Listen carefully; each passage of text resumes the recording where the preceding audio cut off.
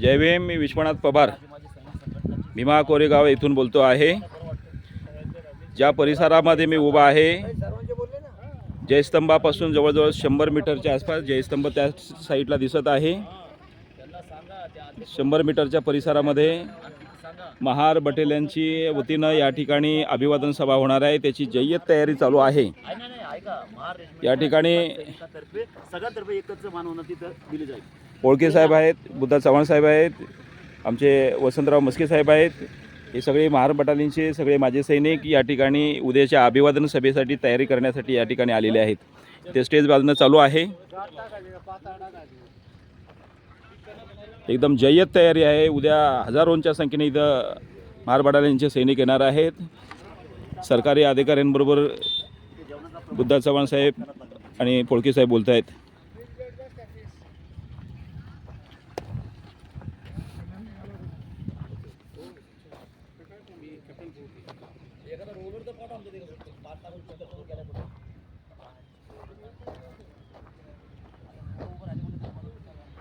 याच ठिकाणी उद्या महार बटालियनच्या माजी सैनिकांच्या वतीनं भीमा कोरेगावच्या लढ्यातील सैनिकांना मानवंदनेसाठी अभिवादन करण्यासाठी जाहीर सभेचं आयोजन करण्यात आलेलं आहे. त्याची या ठिकाणी तयारी चालू आहे.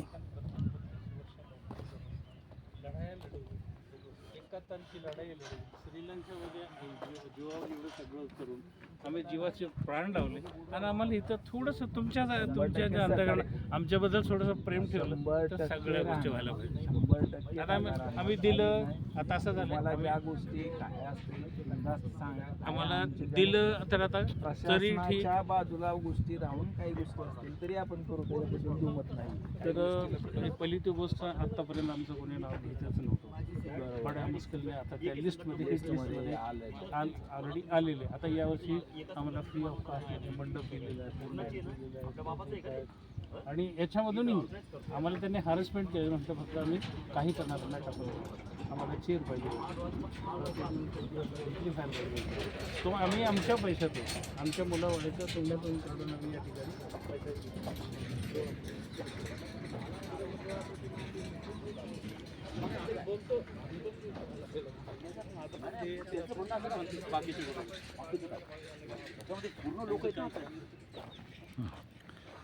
बुद्धा चव्हाण साहेब जातीनं गेले खूप दिवसापासून या ठिकाणी तयारी करण्यासाठी सातत्यानं राबताना दिसत आहे. त्यांची सगळी पुण्याची टीम मोठ्या प्रमाणात राबत आहेत. साहेब, कशा पद्धतीने तयारी चालू आहे आपली?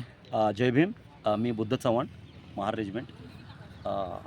सांगायचा उद्देश एक आहे की आम्ही मागच्या 4 वर्षापासून आमची एक संघटना आहे यशस्सिद्धी आजी माजी सैनिक बहुउद्देशीय वेलफेअर असोसिएशन महाराष्ट्र राज्य. या संघटनेच्या माध्यमातून आम्ही इथला जो पूर्ण महाराष्ट्रातल्या महार रेजिमेंटच्या माजी सैनिकांकरता या ठिकाणी आम्ही त्यांची सभा घेतो. त्यांना 30-32 वर्षानंतर लोक येतात, भेटतात एक दुसऱ्याला आणि इथून आम्ही एकत्र होऊन तिथं जातो. वाजत गाजत आणि महार बँड बरोबर तिथपर्यंत जातो आणि त्या ठिकाणी जाऊन आम्ही एकत्र पूर्ण महार रेजिमेंटच्या लोकांना एकच सैनिक रिप्रेझेंट करतो. त्या ठिकाणी मानवंदना देऊन त्याच्या हस्ते आम्ही रीत वाहतो आणि रीत वाहून त्या 500 शूरवीर महार सैनिकांना आम्ही अभिवादन करत असतो. आपल्या संघटनेचं नाव? आमच्या संघटना यशस्सिद्धी आजी माजी सैनिक बहुउद्देशीय वेलफेअर असोसिएशन महाराष्ट्र राज्य. आणि आता सध्या आम्ही शाखा पुण्याच्या तर्फे या ठिकाणी मी ऑर्गनाईज करत असतो आणि ऑर्गनाईज करून या ठिकाणी आता यावर्षी आम्हाला आपल्या बार्टीच्या माध्यमातून हे टेंट वगैरे मिळालेलं आहे, खूप सुंदर असं. बाकी आम्ही आपले बॅनर्स वगैरे लावतो, आमचे गेट वगैरे करतो. या ठिकाणी आमचे पूर्ण ह्या टायमाला आम्ही 3 फ्लॅग लावतो आहे. 3 फ्लॅगमध्ये आम्ही जसं राष्ट्रीय फ्लॅग आहे, एक आमच्या महार रेजिमेंटचा आहे आणि 2 आपले हे फ्लॅग असतील, एक निळा आणि एक पंचशीलचा किंवा पंचशीलचा असेल किंवा निळा झेंडा असेल. या प्रकारे 3 फ्लॅग लावून या ठिकाणी आम्ही मानवंदना करून पुढे आम्ही निघत असतो. या टायमाला आम्ही थोडंसं जसं पुढच्या वर्षी 2027ला बाबासाहेब येऊन या ठिकाणी 100 वर्ष होत आहेत. तर त्या 100 वर्षाच्या कार्यक्रमानिमित्त आम्ही इथं विशेष कार्यक्रम करणार आहोत.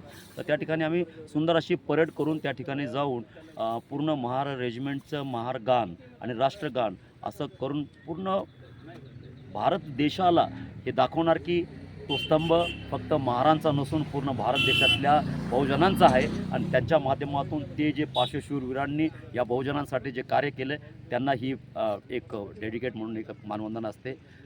खूप सुंदर ह्या प्रकारे करतो असतो आणि त्यांनी जे केलं त्याच्यासाठी आम्ही हे एक क्वचित एक छोटंसं काम म्हणा त्याच्यासाठी आम्ही एक डेडिकेट त्यांना करतो आमच्या महार रेजिमेंटच्या सैनिकांकडून. कारण की ते आमचं एक जे स्तंभ आहे त्या स्तंभाचा सहारा घेऊन डॉक्टर बाबासाहेब आंबेडकरांनी 1941 साली ह्या महार रेजिमेंटची निर्मिती केली. त्यावेळेस बाबासाहेबांनी 1st battalion 2nd battalion 3 battalion अशा 2-3 बटालियन उभ्या केल्या होत्या. परंतु आज सांगू इच्छितो त्याच महार रेजिमेंटचं एवढं मोठं आज भव्य डव्य असं स्वरूप बनलेलं आहे. 22 बटालियन आहेत. प्रत्येक बटालियनमध्ये 1000 लोक असतात. 22 बटालियन, 3 राष्ट्रीय रायफल, 2 RR अशा ह्या प्रकारचं आमचं गोतावळा आहे खूप मोठासा.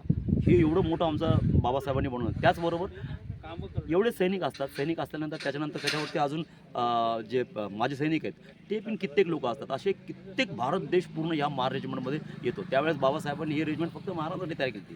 परंतु आज अखंड भारतचा एक शान आहे ही महार रेजिमेंट, अखंड भारताचं. सर, महार बटालियनचा विषय निघाला म्हणून मी बोलतोय की महार बटालियनच्या अचिव्हमेंटबद्दल, आर्मीमधल्या अचिव्हमेंटबद्दल काय आपण सांगू शकता? अचिव्हमेंट असं आहे, मी तेच म्हणतोय की बाबासाहेबांनी 1 या 2 बटालियन तयार केली होती. पण आज आमच्या बाबासाहेबांच्या पुण्याईने आज आमच्या रेजिमेंटला 22 बटालियन आहेत. 22 बटालियन. युद्धातल्या कामगिरीबद्दल काय? युद्धातल्या कामगिरीमध्ये सांगू इच्छितो तुम्हाला. आज या महार रेजिमेंटमध्ये एक नवीन बटालियन म्हणजे 85 वर्ष झाले आमचे रेजिमेंट उभे राहून. 71चं युद्ध म्हणा, 65चं युद्ध म्हणा. सांगतो हे तेच म्हणतो की ह्या बटालियनला 85 वर्ष झाले. 85 वर्षाचं आता आमचे हे माझ्या बटालियनचे सुभेदार वसंत मस्के साहेब आहेत. हे वसंत मस्के साहेब आमच्या रेजिमेंट माझे 13 महार रेजिमेंटचे निर्माते आहेत. त्यांना फाउंडर म्हणतो आम्ही.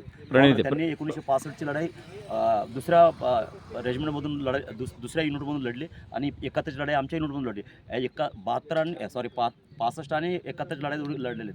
आता इथं बाबू पोळके तुम्ही दोघे 71च्या युद्धात होता? नाही, आम्ही नाही. साहेब आहेत आमचे, बाबू पोळके साहेब आहेत आणि मस्के साहेब होते. हां, मस्के साहेब होते. तर सांगायचा उद्देश आहे की या बटालियनला एवढे जे काही एका परिपक्व रेजिमेंटला पाहिजे ते सर्व आमच्या रेजिमेंटमध्ये आहे. उदाहरणार्थ एक परमवीर चक्र आहे, एक अशोक चक्र आहे. जे सगळ्यात आता अंगावरती काटायचं सांगताना ते परमवीर चक्र एक असं चक्र आहे जे भारतामध्ये फक्त 21 आहेत. किती आहेत? 21. आणि त्या 21मधलं एक परमवीर चक्र आमच्या महार रेजिमेंटकडे पण आहे. ही सगळ्यात मोठी बाब आहे आमची.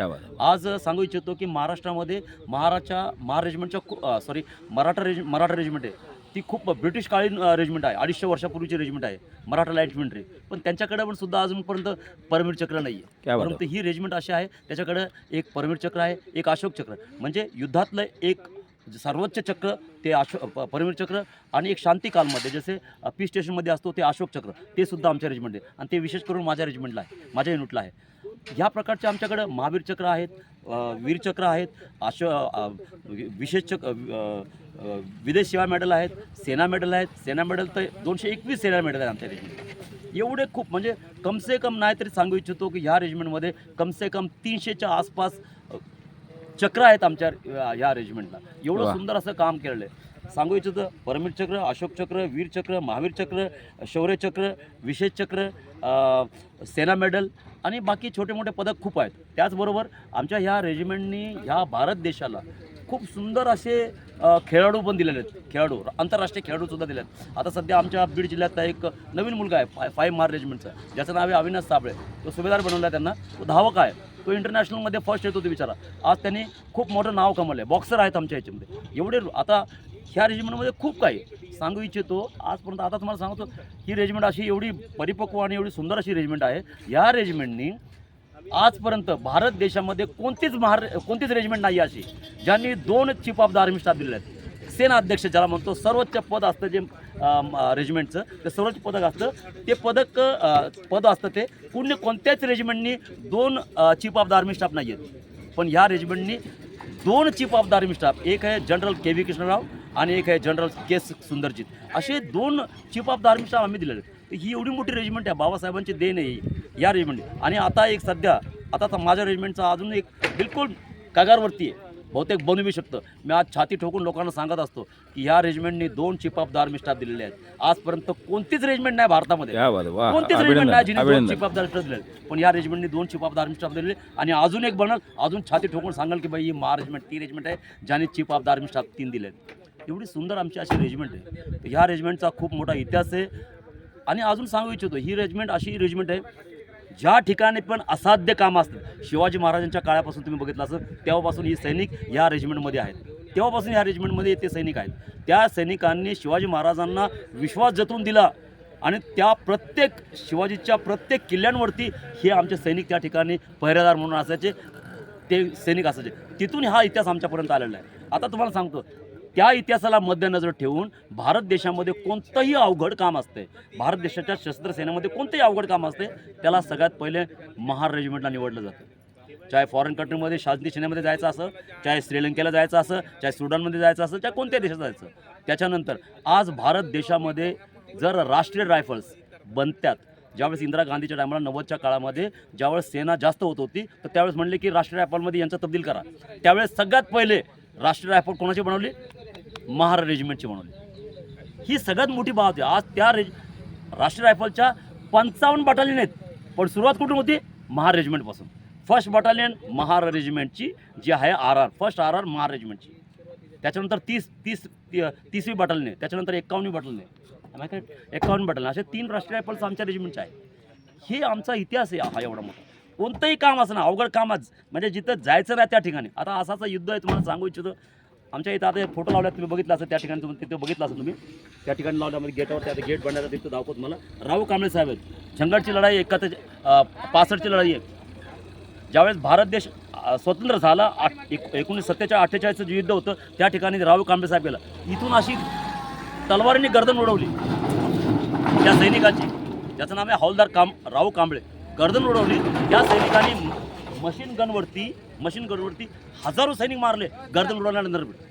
तो सैनिक आमच्या रेजिमेंटचा आहे. त्याच्यानंतर अनुसाहेब प्रसाद एक असा सैनिक आहे. ही किती लहान लहान मुलं आहेत, 18 वर्षाचं वय आहे त्या माणसाचं, त्या पोराचं 18 वर्ष.